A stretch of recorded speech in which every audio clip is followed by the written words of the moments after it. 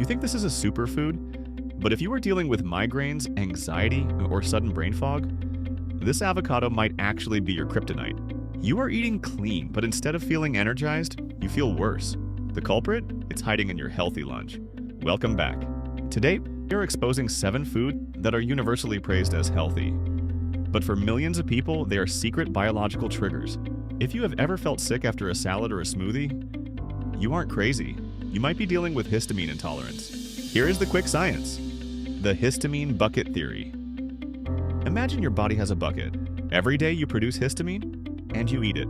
Normally, an enzyme called DO empties that bucket. But if your bucket is too small, or if you pour in too much at once, it overflows. That overflow is your headache, your bloating, your panic attack. Today we are looking at the 7 foods filling your bucket, including one pantry staple you probably eat every week. Let's start with the holy grail, the avocado. It is a staple of the keto and paleo diets.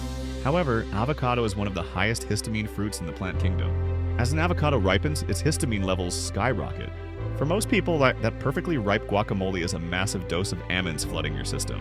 If you need a healthy fat source, try snacking on macadamia nuts instead. Next up, the base of your green smoothie, spinach. Spinach carries a double threat. First, it is naturally high in histamine. Second, it usually sits in a plastic bag for days before you buy it. That moisture allows bacteria to multiply, creating even more histamine. For your salads, swap spinach for arugula. It has that same peppery crunch, but zero histamine. The third offender is the cornerstone of the Mediterranean diet. Tomatoes, salsa, marinara sauce, ketchup. Tomatoes are what we call histamine liberators. They trigger your own immune cells to pop open and release histamine into your blood. So you aren't just eating it, you are provoking your body to make it. Now we need to talk about the biggest trap, fermented foods. We are told these are essential for healing your gut. But for us, these foods are like pouring gasoline on a fire. Number 4 is kombucha. The fermentation process creates massive amounts of histamine. Drinking a bottle of kombucha is essentially pouring a concentrated histamine solution directly into your gut. Number 5 is Greek yogurt. Many bacterial strains used to ferment yogurt are actually histamine producers.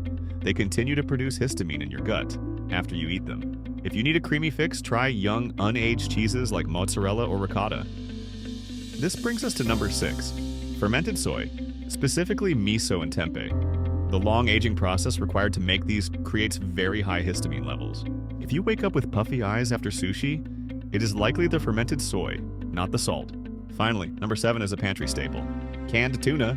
It seems like the perfect cheap protein. But canned fish is a histamine disaster waiting to happen. Fish contains high levels of an amino acid called histidine. The moment a fish is caught, bacteria naturally start converting that histidine into histamine. Because tuna sits in a can for months, those levels can skyrocket. This applies to sardines and anchovies too. Try swapping canned tuna for flash frozen white fish, like cod. It stops that bacterial clock instantly. So, does this mean you can never eat an avocado again? No. Remember the bucket theory. The goal is to keep your bucket from overflowing. You might be able to handle avocado if you avoid spinach and tuna on the same day. The only way to know for sure is to test it. We have a complete low histamine diet guide linked in the description below to help you start. And one final tip, freeze your leftovers immediately. Histamine continues to grow in the refrigerator, but the freezer hits the pause button. If this video helped you connect the dots, please hit that like button. Thanks for watching, and here's to emptying that bucket.